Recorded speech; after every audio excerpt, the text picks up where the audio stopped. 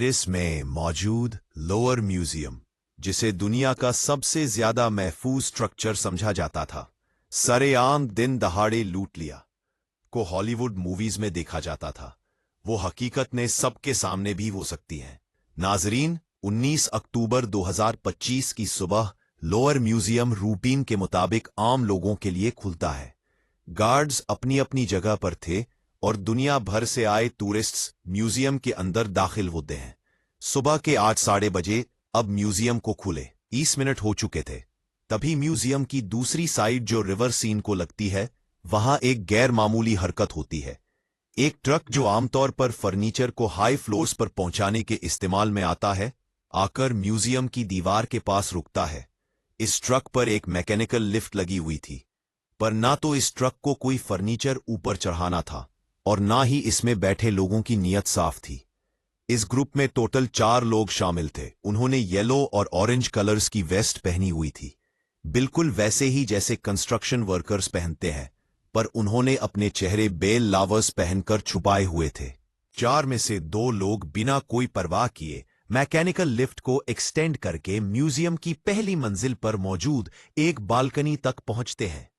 यह balcony museum के सबसे शानदार हिस्सों में से एक गैलरी दी अपोलन यानी गैलरी ऑफ अपोलो तक जाती है। यह वही गैलरी है जहां फ्रांस के शाही खजाने नुमाइश के लिए रखे गए थे, पर अपोलो गैलरी के अंदर घुसने के लिए यहां एक बड़ी रुकावट थी, एक इंतहाई मोटे शीशे की दीवार। बालकनी पर पहुंचने के बाद उन्होंने अपने बैग से इंडस्ट्रियल ग्रेड डिस्क कटर निकाला और चंद ही सेकेंड्स में गैलरी के शीशे में सुराख करके अंदर घुसने में कामयाब हो गए। यह सब कुछ इतना जल्दी हुआ कि अभी तक सिक्योरिटी गार्ड्स को इसका इल्म नहीं था, पर इस हरकत से म्यूजियम का सिक्योरिटी अलार्म बज उठा और गैलरी में मौजूद गार्ड्स ने चोरों को देख लिया। पर चोरों को किसी चीज की परवाह नहीं थी। उन्होंने गार्ड्स को पावर टूल्स दिखाकर धमकाया और अपने काम पर लगे रहे। गार्ड्स ने फौरन प्रोटोकॉल को फॉलो करते हुए गैलरी में से टूरिस्ट को निकालना शुरू किया। म्यूजियम में अब अफरा तफरी मच चुकी थी। एक एनी शाहिद ने बाद में बताया कि वहां मुकम्मल खौफ व हरास का आलम था। लोग समझ नहीं पा रहे थे कि हो क्या रहा है। जब तक पुलिस और स्टाफ मेंबर्स परेशान लोगों को म्यूजियम से बाहर निकालने में मशरूफ थे, उन 2 चोरों ने इंतहाई इत्मीनान से गैलरी में मौजूद डिस्प्ले केसेस के शीशे तोड़े, 9 कीमती खजाने उठाए और फिर उसी कटे हुए शीशे से बाहर निकलकर बालकनी में चले गए। वहां नीचे उनके 2 साथी अब स्कूटर्स पर उनका इंतजार कर रहे थे। वो लिफ्ट की सीढ़ियों से तेजी से नीचे उतरे, स्कूटर्स पर बैठे और वहां से फरार हो गए। यह सब कुछ इतनी तेजी से हुआ कि किसी को समझने का मौका ही नहीं मिला। पुलिस के मुताबिक चोर म्यूजियम के अंदर 4 मिनटों तक रहे और पूरा ऑपरेशन यानी ट्रक को पार्क करना, स्टेयर्स एक्सटेंड करना, शीशा काटना और लूट मचाकर भाग जाना, इसमें सिर्फ और सिर्फ 8 मिनट्स का वक्त लगा। जाते जाते उन्होंने लिफ्ट वाले ट्रक को आग लगाने की कोशिश भी की ताकि पुलिस को पीछे ट्रक पर कोई सबूत या फिंगरप्रिंट्स ना मिल सके। लेकिन म्यूजियम के एक बहादुर स्टाफ मेंबर ने फौरन मुदाखलत की और उन्हें ऐसा करने से रोक दिया। यह चोर दरिया के किनारे से होते हुए बॉलीवुड पेरिफेरिक यानी पेरिस के रिंग रोड से A6 मोटरवे के जरिए भागने में कामयाब हो गए। यह डे लाइट रॉबरी फ्रांस के लिए नाकाबिले बर्दाश्त जिल्लत थी। लेकिन सवाल यह है कि म्यूजियम से आखिर चोरी क्या हुआ? चोरों ने किन चीजों को निशाना बनाया था? जब नुकसान का अंदाजा लगाया गया तो पूरे फ्रांस में शोक की लहर दौड़ गई। जो चीजें चोरी हुई थी उनकी फाइनेंशियल कीमत तो थी ही, लेकिन उनकी तारीखी और सकाफती वैल्यू को प्राइसलेस कहा गया है। मिनिस्ट्री ऑफ कल्चर के मुताबिक लुआ म्यूजियम से टोटल 8 कीमती चीजें चोरी हुई है। अब यहां आप सोचेंगे कि पहले तो मैंने 9 कहा था। जी हां, चोरों ने 9 चीजें ही चोरी की थी, लेकिन भागते वक्त उनसे एक चीज सड़क पर ही गिर गई। यह 170 साल पुराना एप्रेस यूजेनी का ताज था। एप्रेस यूजेनी, जो नेपोलियन तीनता की बीवी थी, यह ताज खास उनके लिए 1855 में बनवाया गया था।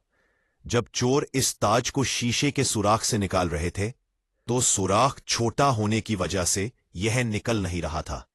जबरदस्ती बाहर निकालने से इस ताज को काफी नुकसान भी पहुंचा और आखिर में रोड पर गिरने की वजह से भी इस पर कई स्क्रैचेस लगे। म्यूजियम के डायरेक्टर ने बाद में कहा कि इसकी रिपेयर शायद मुमकिन हो, लेकिन जो 8 चीजें चली गईं उनका नुकसान पूरा नहीं हो सकता।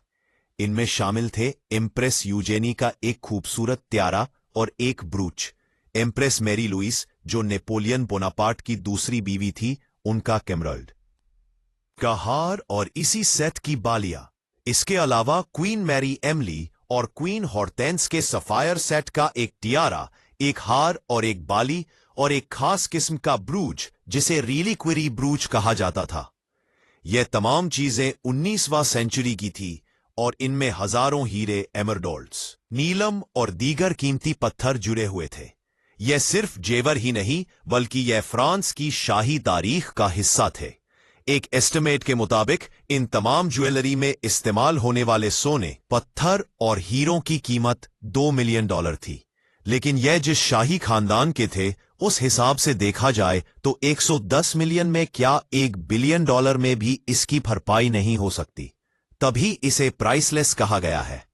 हैरानी की बात यह थी कि चोरों ने उस गैलरी में मौजूद सबसे कीमती चीजों को हाथ तक नहीं लगाया, जैसा कि वहां के मशहूर जमाना रीजेंट डायमंड, जिसकी अकेले की कीमत 51 मिलियन यूरोज या 60 मिलियन है।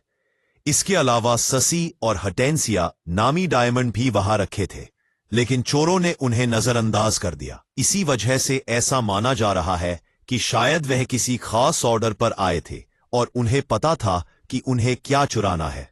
पेरिस प्रोसिक्यूटर्स ऑफिस ने कहा है कि यह नुकसान पैसों का नहीं बल्कि फ्रांस के इतिहास का नुकसान है।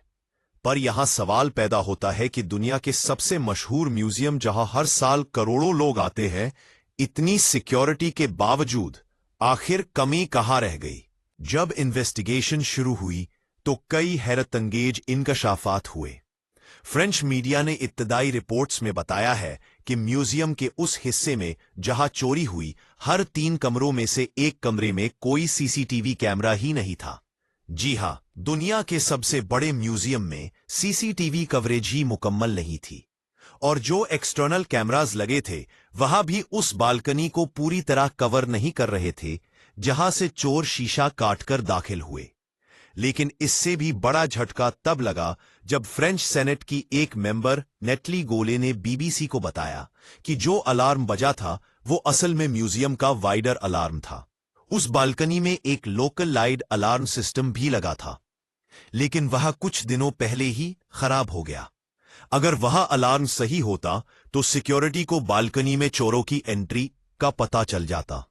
म्यूजियम की डायरेक्टर ने चोरी के फौरन बाद सिक्योरिटी की इस नाकामी को तस्लीम करते हुए मिनिस्ट्री ऑफ कल्चर को अपना रेजिग्नेशन भी पेश किया, लेकिन उनका यह इस्तीफा कबूल नहीं किया गया। इस चोरी ने फ्रांस के म्यूजियम्स की सिक्योरिटी पर एक बड़ा सवालिया निशान खड़ा कर दिया है। और आपको यह भी बताते चले कि यह चोरी का कोई पहला वाकया नहीं था। इसी म्यूजियम में 119 में मोनालिसा की पेंटिंग भी चोरी हुई थी। म्यूजियम के एक पुराने एम्प्लॉई ने लियोनार्डो डा विंची की मशहूर पेंटिंग मोनालिसा को चुराया था। उसने पेंटिंग को कोट के नीचे छुपाया और आसानी से बाहर निकल गया। पेंटिंग 2 साल बाद इटली से बरामद हुई जब चोर उसे बेचने की कोशिश कर रहा था। इस वाकये ने ही मोनालिसा को दुनिया की सबसे मशहूर पेंटिंग बनाया था। इसके बाद 1976 में इसी म्यूजियम से किंग चार्ल्स एक्स की तलवार भी चोरी हो चुकी है।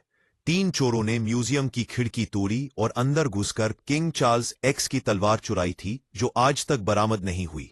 और आखिरी बार 1998 में भी यह म्यूजियम वारदात का मरकज रहा है। इस दौरान भी चोरों ने एक पेंटिंग को दिन दहाड़े फ्रेम से निकाला और भागने में कामयाब हो गए। यह पेंटिंग भी आज तक लापता है और अब 27 साल बाद यह रॉबरी हुई है। इस वक्त 60 से ज्यादा, बल्कि कुछ रिपोर्ट्स के मुताबिक 100 से भी ज्यादा इन्वेस्टिगेटर्स इस केस पर काम कर रहे हैं। खुशकिस्मती से सैटरडे 25 अक्टूबर 2025 को पुलिस ने 2 सस्पेक्ट्स को अरेस्ट किया है, जिनके इस रॉबरी के साथ गहरे लिंक्स नजर आ रहे हैं। पुलिस ने मौके से 150 के करीब डीएनए सैंपल्स और फिंगरप्रिंट्स कलेक्ट की थी।